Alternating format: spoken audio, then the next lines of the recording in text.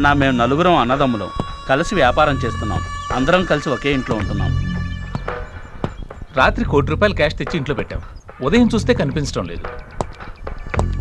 బయట నుంచి ఇంట్లోకి ఎవరూ రాలేదు. ఖచ్చితంగా మాలో ఎవరో ఒకరే ఆ ₹1,00,00,000 తీసుంటారు.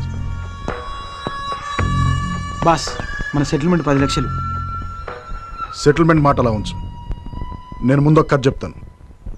అనగనగా ఒక ఊళ్ళో ఒక రాజు ఉండేవాడు. ఆ రాజుకు ఒక అందమైన రాజకుమార్తె ఉండేది. తన కుమార్తెను ఒక ముసలి సంగీత గురువు దగ్గరికి పంపించాడు సంగీతం నేర్చుకోవడానికి. సంగీతం అంతా నేర్చుకున్న తర్వాత ఆ రాజకుమార్తె గురువుగారిని అడిగింది, గురువుగారు మీకు నేనేం గురుదక్షిణ ఇచ్చుకోవాలి అని. ఆ ముసలి గురువు కొంచెం టెంప్ట్ అయ్యి నేను నిన్ను పెళ్లి చేసుకుంటాను అన్నాడు. అన్నమాట తప్పే టైపు కాదు ఆ అమ్మాయి. సరేనని ఒప్పుకుంది. కానీ మా నాన్నగారికి ఓ మాట చెప్పొస్తానంది. వెళ్ళి వాళ్ళ నాన్నగారితో తన ముసలి గురువుని పెళ్లి చేసుకుంటాను అంది.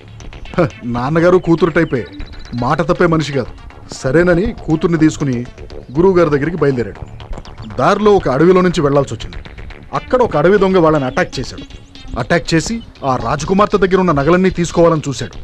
రాజకుమార్తె, నగలు నేను ఇప్పుడు ఇవ్వలేను, కానీ తిరిగి వచ్చేటప్పుడు మాత్రం డెఫినెట్గా నీకే అప్పగిస్తాను అంది. కానీ గురువు దగ్గరికి వెళ్ళేసరికి ఆ ముసలి గురువులో ఒక చిన్న రియలైజేషన్ వచ్చింది. సారీ రాజుగారు, ఏదో టెంప్ట్ అయ్యాలి అడిగాను, నా తప్పు నేను తెలుసుకున్నాను, మీ అమ్మాయిని మీరు తీసుకుని వెళ్ళిపోండి అన్నాడు. వాళ్ళిద్దరూ తిరిగి వచ్చేటప్పుడు కరెక్ట్గా ఆ దొంగ ఎదురయ్యాడు. ఆ దొంగను చూసి రాజకుమార్తె తన నగలన్నీ తీసి వాడికి ఇచ్చింది.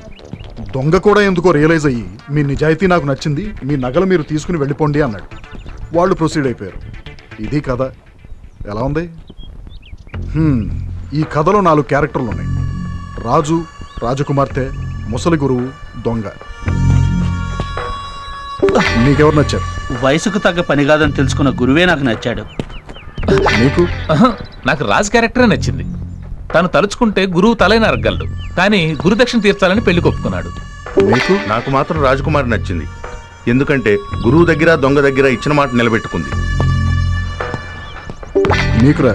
నా దృష్టిలో వీళ్ళందరికంటే గొప్పవాడు దొంగే. ఎందుకంటే చేతికి చిక్కిన రాకుమార్ని నగల్ని వదిలిపెట్టాడు కనుక.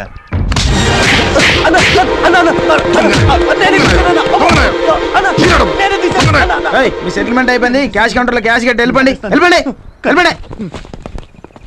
సార్, ఏమీ అనుకోవద్దు. వాడే దొంగని మీకు ఎలా తెలుసు సార్? సెటిల్మెంట్ సీను ఎప్పుడు తన సీక్రెట్స్ చెప్పడు. కానీ నువ్వెవడో చాలా లక్కీ ఫెలోలా ఉన్నావు.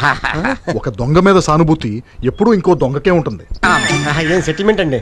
ఓకే అన్నా, మా సంగతి? సర్కార్ని సెట్ చేశాను, ఇక నీ జోలికి రాడు. తమ్ముడు, మీ పని అయిపోయింది. కౌంటర్లో క్యాష్ కట్టి వెళ్ళిపోండి. అలాగే. ఆ సర్కార్ని నా చేతుల మీద అరెస్ట్ చేయించి వీళ్ళ దగ్గర డబ్బులు వసూలు చేశాడు. ఈ సెటిల్మెంట్ సీను మామూలుడు కదా మావయ్య. అందుకే కదా నేను ఇక్కడికి తీసుకొచ్చింది. సార్, మ్యాటర్ పోస్ట్ అయింది. సెటిల్మెంట్ సీను డబ్బు కోసం ఏమైనా చేస్తాడు. మాటిస్తే ప్రాణమైనా ఇస్తాడు. మాట తేడా వస్తే ప్రాణం తీస్తాడు.